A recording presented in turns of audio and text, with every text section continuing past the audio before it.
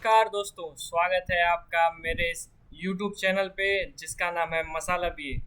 आज से हम लोग स्टार्ट कर रहे हैं आपके लिए माध्यमिक शिक्षा परिषद उत्तर प्रदेश प्रयागराज की जो 12वीं का पेपर बोर्ड का होता है उसका आज से हम लोग प्रारंभ करने वाले हैं बैच, जिस बैच का नाम है मिशन 90 पार सीरीज।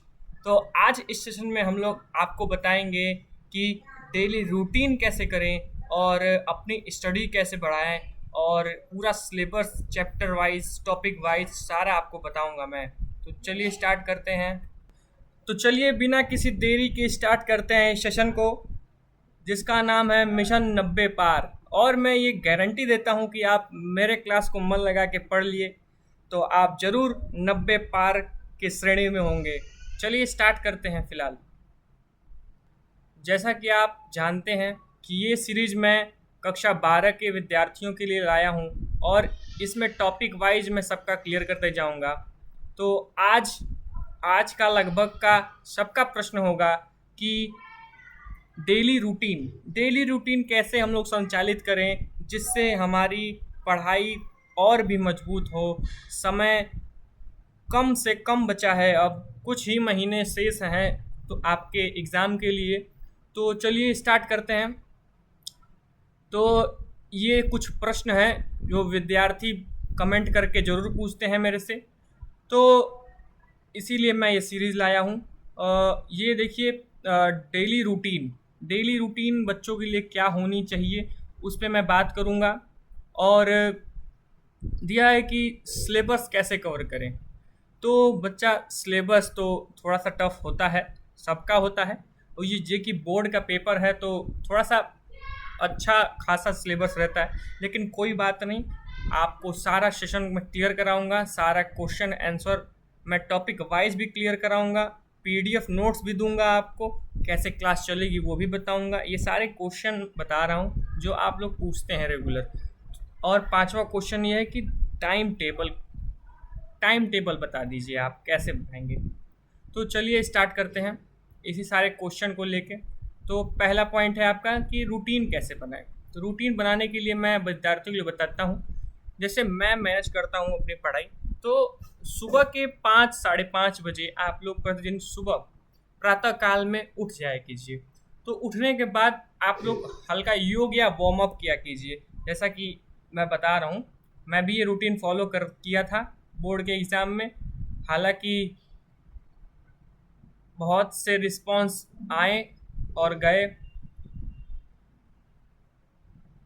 ये 1 मिनट, हाँ चलिए, ये 5 बजे आप लोग रेगुलर उठ जाया कीजिए। 6 बजे तक आप योग करते हैं, जिम करते हैं, रनिंग करते हैं, पूरा ए टू जेड इस आधे घंटे में आराम से कर लीजिए आप लोग। फिर उसके बाद टारगेट सेट कीजिए। समझ रहे हैं आप? टारगेट सेट कीजिए कि मेरे को आज क्या क्या दिन भर में करना है, कौन सा लेसन कंप्लीट करना है, कौन सा टॉपिक आज क्लियर कर देना है, चाहे वो हिस्ट्री का हुआ, चाहे ज्योग्राफी का हुआ, चाहे किसी भी सब्जेक्ट का हुआ जो आप आर्ट साइड से लिए हैं।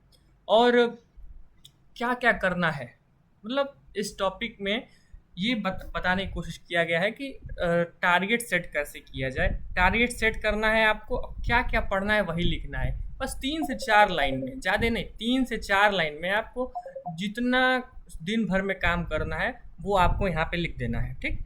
और मॉर्निंग स्टडी जरूर, सबसे ज़रूरी विषय पहले लेने। जैसे मॉर्निंग विषय में जो आपको कठिन विषय लगे, जो आपसे न समझ में आता हो, बहुत कठिनाई होती हो पढ़ने में, वो सब विषय रखेंगे। जैसे कि आपको मान लीजिए आप 11 से लिए हैं, आप संस्कृत लिए हैं, चाहे नागरिक शास्त्र लिए हैं, तो आपको वो कठिन लगता है। तो मॉर्निंग में ये होता है कि माइंड फ्रेश रहता है। माइंड फ्रेश होने का मतलब क्या है कि कोई भी विषय हम लोग पढ़ेंगे उस टाइम तो ज़रूर हम लोग को कंठस्थ याद रहेगा। आप लोग घबराइएगा मत, मैं आप लोग के साथ हूँ और इसी सेशन को स्टार्ट किया हूँ आप ही लोग के लिए। चलिए आगे देखते हैं। अब 6 बजे से 8 बजे तक, 6 बजे से 8 बजे तक उन विषयों पे ध्यान देना है जो आपके मेन विषय हैं। जैसे कि भूगोल, समाजशास्त्र और सबसे मुश्किल लगता हो उसको स्टार्ट करेंगे सबसे पहले। जैसे कि आपको मैं बताया हूँ कि मेन विषय, जैसे मुझे मुझे जब मैं 12 में था तो मेरे को लगता कि हाँ मैं संस्कृत लिया हूँ, मेरे तो कठिन लगता था। जबकि मेरे संस्कृत में कुछ खास नंबर नहीं आए, लेकिन उसके बाद मैं संस्कृत को लेना ही बंद कर दिया। क्यों? मुझे संस्कृत में उतनी दिलचस्पी पहले से थी, लेकिन कोई टीचर ऐसा नहीं मिला जो मुझे अच्छा सा पढ़ा सके। टीचर की व्यस्तता हो गई थी यहीं पे, तो इसीलिए मैं संस्कृत उतना नहीं पढ़ पाया, बस पास हो गया। घबराई मत। और समाजशास्त्र की बात की जाए तो समाजशास्त्र विषय मेरे लिए बहुत ही महत्वपूर्ण विषय रहा, जिसमें मैंने बोर्ड में 12वीं के बोर्ड में मेरे 96 नंबर थे। तो 96 नंबर लाने के पीछे मैं कहीं ये तर्क देना चाहूँगा कि सुबह की पढ़ाई बहुत ही महत्वपूर्ण रही मेरे इस विषय को नंबर इंक्रीज़ करने में। चलिए आगे बढ़ते हैं, वो तो बात होता रहेगा। तो चलिए अब नेक्स्ट देखते हैं कि एनसीईआरटी पढ़ो। एनसीईआरटी पढ़ने का मतलब ये है कि इम्पोर्टेंट जो लाइन वाइज उसमें दिया रहता है वो कहीं ना कहीं आपके एग्ज़ाम के मेन हेडिंग में वो महत्वपूर्ण साबित हो सकता है। मैं एक वीडियो अलग से बना दूंगा कि बोर्ड की कॉपी में कैसे लिखना चाहिए और कैसे फ्रंट रहेगा, क्या हाईलाइट करना है, क्या कैसे लिखना है, ये सब मैं ज़रूर आपको बता दूंगा। तो आगे बढ़ते हैं। दिया है कि एनसीईआरटी पढ़ो, important point headline headline underline करो। हाँ, तो कहने का मतलब यह है कि जो एक बार बुक ऐसे पढ़नी चाहिए कि पहले पेंसिल उठाओ और लाइन वाइज पढ़ते जाओ और तुमको जो इम्पोर्टेंट उसमें लगे तो अंडरलाइन कर दो पेंसिल से। ठीक, उसके बाद आप हाइलाइटर उठाओ। हाइलाइटर पढ़ने के बाद एक बार और मतलब बुक्स पे कम से कम 3-4 कलर चढ़ जाने चाहिए। अब ये नहीं कि आप 4 गो पेन ले लिए लिखते मतलब एकदम कलर करते गए, ऐसा नहीं। आपको पढ़ के करना है उसको, और लास्ट में नीला पेन चलाना है, तो उसको माना जाता है कि हाँ बंदा पढ़ा हुआ है। उसको पीएचडी, जिसे ये एग्ज़ाम क्लियर करना है। विषय पढ़ने का मतलब ये नहीं होता है कि अब कोई विषय है, मैंने पॉलिटी पढ़ा तो एम लक्ष्मीकांत पूरा ख़त्म कर दिया। विद्वान नहीं बनना है, आपको एग्ज़ाम क्लियर करने हैं। ठीक, एग्ज़ाम क्लियर करने हैं। तो आगे बढ़ते हैं। हम लोग का उद्देश्य क्या है? एग्ज़ाम क्लियर करना, बस नंबर इंक्रीज करना। ये तो बाद में है कि विद्वान बनना है चाहे नहीं बनना है, बात वो विद्वान बनने की नहीं है। शिक्षा बस प्राप्त करना है कि जीवन यापन, रोटी कपड़ा मकान चल सके, बस। तो आगे बढ़ते हैं, देखते हैं 8 से 9 आप क्या करेंगे? हल्का नाश्ता करो या मोबाइल से दूर रहना भाई, मोबाइल से दूर रहना। मैं 1000 बार कहूँगा कि मोबाइल से दूर रहना। पेपर भर तो बिल्कुल रील्स वगैरह इंस्टाग्राम खोलना ही मत। खोलना आपका तब मैं पीडीएफ भेजूंगा तब खोलना, और थोड़ा मोड़ा तो चलता ही है, ठीक है, कोई बात नहीं है। लेकिन 6 घंटे, ये 6 घंटे मैं टाइम टेबल जो बना रहा हूँ आपके लिए बहुत ही इंपॉर्टेंट है। हल्का नाश्ता करो, 8 से 9 मोबाइल नहीं चलाना। ठीक, फिर मिड मॉर्निंग स्टडी, ये जो बीच वाली जो होती है मॉर्निंग, जैसे 11 से 9 से 11, ये आपके लिए जो हल्के विषय हैं, जैसे हिंदी हो गया। अब हिंदी किसी को टफ लगता होगा तो वो मॉर्निंग सेशन में डाल सकता है, मॉर्निंग उसमें डाल सकते हैं टाइम टेबल में, जो 6 से 8 तक थी। ठीक, उसमें डाल सकता है। जैसे कि अब नोट्स बनाओ। नोट्स बनाने के लिए कहा गया है, क्यों कहा गया है कि आप लोग जैसे कि एग्ज़ाम में आपके नोट्स ही जाएंगे आपके साथ, ना ही मेरे ये बोल जो लेक्चर मैं दे रहा हूँ वो जाएगा, मैं समझाया वो तो सब जाएगा, लेकिन आपके बोर्ड के एग्ज़ाम में बस आपके लिए आपका माइंड और पेन जाएगा। तो लिखना मोस्ट इम्पॉर्टेंट है। मैं सबको सलाह दूंगा, सबको सलाह देता हूँ, आपको भी दे रहा हूँ कि बोर्ड के एग्ज़ाम में जितना हो सके क्वेश्चन अटेम्प्ट करने के ऊपर है। अब आप मतलब रट्टा मार लिए। कई लोग होते हैं अनुभवी प्राणी जो रट्टा मार लेते हैं, रट्टा मार लेंगे और जाके छाप के चले आएंगे। छाप के चले आने का मतलब ये नहीं है भाई वो नंबर सीधे सीधे कट जाएंगे आपके, समझ रहे हो बात? टॉपिक समझने की है। टॉपिक समझो, अच्छे से उसको लिखो, 1 बार लिखो, 2 बार लिखो, उसके बाद देखो आपका माइंड खुद ही गवाही देने लगेगा कि नहीं ये सही है, इसको लिखो। आप टॉपिक को पहले समझो ना। कठिन विषय कब लगता है हमको? जब हम लोग कुछ समझे नहीं होते हैं, पढ़े नहीं होते हैं, तब तक कठिन है वो। जब जब तक उसको टच नहीं किए हो तब तक वो कठिन है।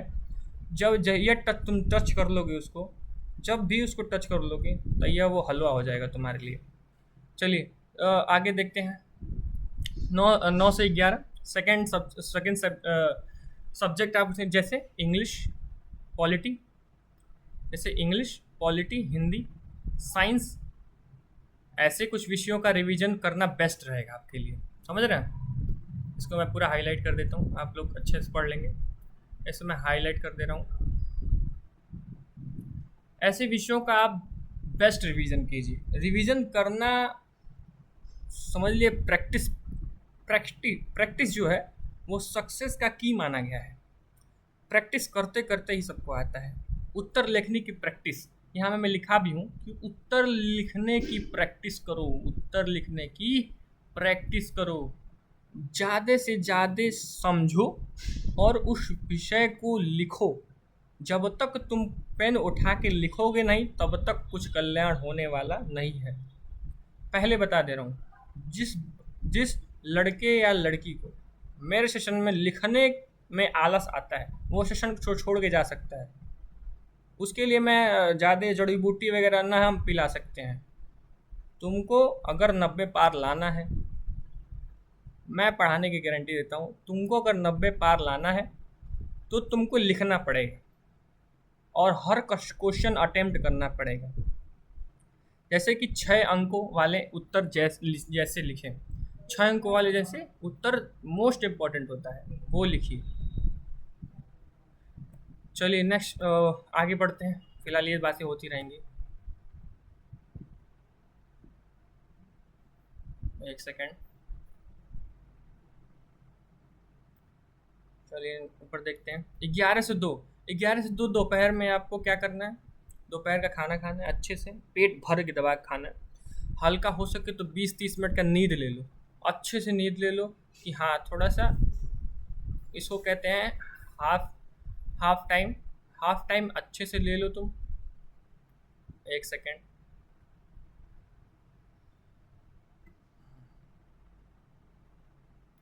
हाँ दोपहर का खाना खा लो तुम, अच्छे से हल्का सा रेस्ट ले लो और 30 मिनट आराम से सो जाओ। आराम से सोने का मतलब ये होता है कि थोड़ा सा माइंड जो थका हुआ होता है, जितने तुम क्वेश्चन में उलझोगे उतना माइंड थोड़ा सा थक जाता है। ठीक, तो अच्छे से सो जाओ एकदम दबा के सो जाओ। 20-30 मिनट आराम से नींद ले लो। फिर आफ्टरनून स्टडी, कॉन्सेप्ट क्लियर करना और डायग्राम बनाना समझ लो कि ब्रह्मांड इलाज है तुम्हारे लिए। अगर कोई क्वेश्चन बोर्ड में आता है तुम्हारे, जैसे कि लोकसभा, राज्यसभा, पूछ दिया कि इसके सदस्यों की कार्यकाल कितनी होती है और किससे किससे मिलकर बनता है संसद, मान लो ये पूछ दिया, तो तुमको लिखने में थोड़ी सी मतलब टाइम कम है और जल्दी पेपर एग्जामिनर छीनते हुए आ रहा है। तो आप लोग को क्या करना है? आप लोग को जब डायग्राम का नॉलेज रहेगा, डायग्राम, इस पर मैं एक और वीडियो बना के आपको अपलोड कर दूंगा कि डायग्राम कैसे बनाएं। डायग्राम में सिखा दूंगा तो आपका टाइम बचेगा। टाइम बचने का मतलब ये होता है कि कम टाइम में व्यक्ति को और आकर्षित करना अपने पेपर में आकर्षित करना है तो डायग्राम तो और कॉन्सेप्ट सीखना पड़ेगा।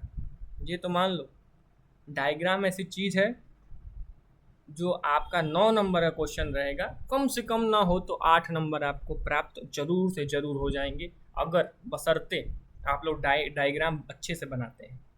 चलिए आगे देखते हैं क्या लिखा है कि 2 से 4 बजे तक आपको थर्ड सब्जेक्ट जैसे भूगोल हुआ, आपको जो आराम से आसान लगता है वो विषय आप ले सकते हैं। समाजशास्त्र हो गया। अब बोनस में मैं टिप्स दूंगा आपको कि बोनस में मैं टिप्स दूंगा कि हर विषय के 1-2 पेज की क्विक नोट्स फाइल बनाओ। जैसे मैं बताया था आपको शुरू में ही कि आपको नोट्स बनाने पड़ेंगे, बनाने पड़ेंगे। ना हो तो मैं ऐसी ऐसी वीडियोस अपलोड करूँगा जो मैं खुद लिखा हूँ। ये जो आप लोग डेस्कटॉप पे देख रहे हैं, स्क्रीन पे देख रहे हैं, वो मैंने हैंड से लिख कर बोल के अपने मुंह से मतलब बोल के टेक्स्ट किया है। जैसे कि आप लोग जानते हैं कि मैं ऐसी वीडियोस डालता रहता हूँ, हैंडमेड्स राइटिंग का भी है मेरे पास। और ये मेरे पास लैपटॉप है तो लैपटॉप में बना रहा हूँ मैं। तो आगे बढ़ते हैं और बताते हैं कि दूसरा टिप्स क्या है कि हर रविवार को मॉक टेस्ट दो। जैसे मैं सोचता हूँ कि अगर मैं एक हफ्ते पढ़ रहा हूँ तो उसका एक निश्चित परिणाम होना चाहिए और दिखना चाहिए। तो हर रविवार को आप मॉक टेस्ट दे दो पूरे सिलेबस का। लगभग मैं सिलेबस कवर करा दूंगा। 1 से 1.5 महीने मेरे को लगेंगे। अच्छे अच्छे वीडियोस मैं अपलोड कर दूंगा, टॉपिक वाइज भी करूंगा। जैसे संसदीय व्यवस्था एक टॉपिक हो गया, आपका सिविक्स का, फिर हो गया आपका समाजशास्त्र का कोई टॉपिक हो गया, आपका अस्पृश्यता हो गया, अस्पृश्यता का निवारण हो गया, आर्य समाज हो गया। ये सब मैं टॉपिक डालता रहूँगा। तो आप लोग बिल्कुल टेंशन ना लीजिए कि सर ये छूट गया वो छूट गया। आप लोग कमेंट करते रहिएगा। और आगे हम लोग बढ़ते हैं।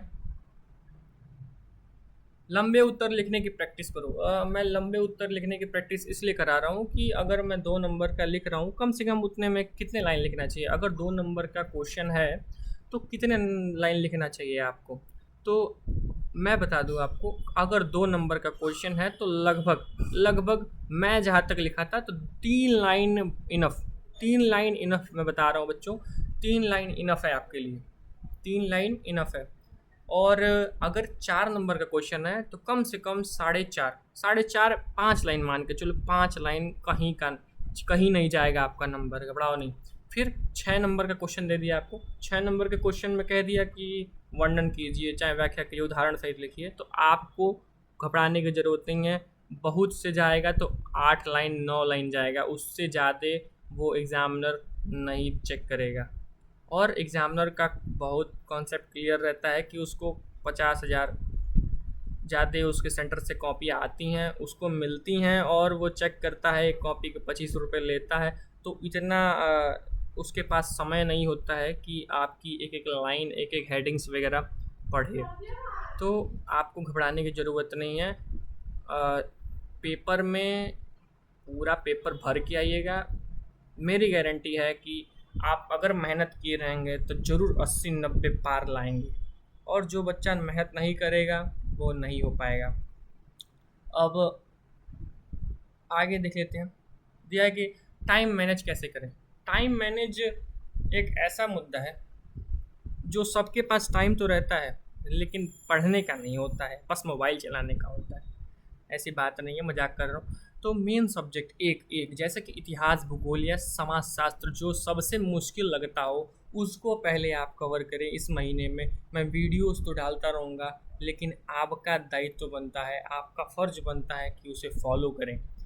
और जो ना समझ में आए ज़रूर कमेंट करें। और आगे देखते हैं कि सुबह का समय दिमाग के लिए सबसे अच्छा होता है। मैं बताया ना दोस्तों कि कठिन चैप्टर, कठिन से कठिन चैप्टर आप सुबह में रट लो। ना 2 दिन में याद हो गया, 1 दिन में याद हो गया तो कहियो। ये सक्सेस का बहुत ज़्यादा प्रभाव पड़ता है सुबह के टाइम का। एनसीईआरटी पढ़ो। एनसीईआरटी पढ़ो, मैं क्यों कह रहा हूँ एनसीईआरटी पढ़ने का मतलब ये है कि उत्तर लिखने से पहले ध्यान दीजिएगा। मैं बता रहा हूँ, रामबाण इलाज है बोर्ड के पेपर के।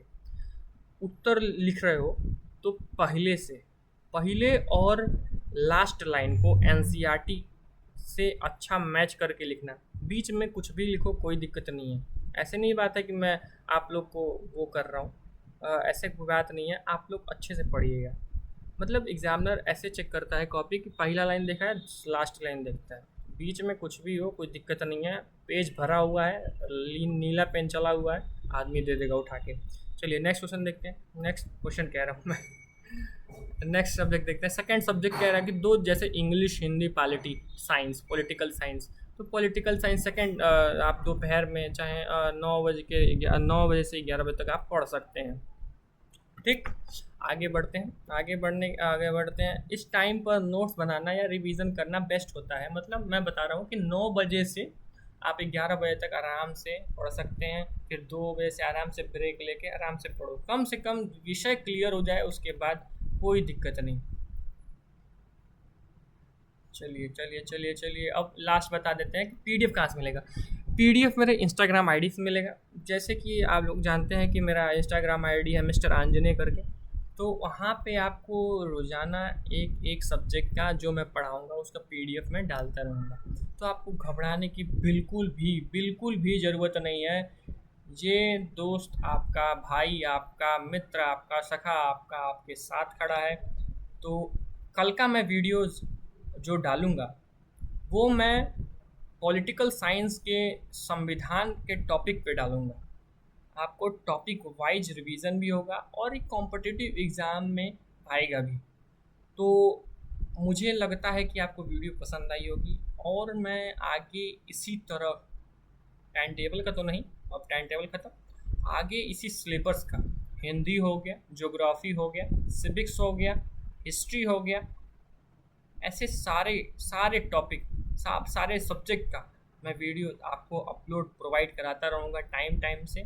चैनल पे न हो तो सब्सक्राइब कर लो, लाइक कर लो, शेयर कर लो, ताकि आपको अपने भाई को भी थोड़ा मौका मिले कि आपके 1-2 लाइक से, 1-2 सब्सक्राइब से, बहुत सारा प्यार से बहुत मोटिवेशन मिलता है हमको, और आगे की वीडियोस मैं ऐसी अपलोड करता रहूँगा।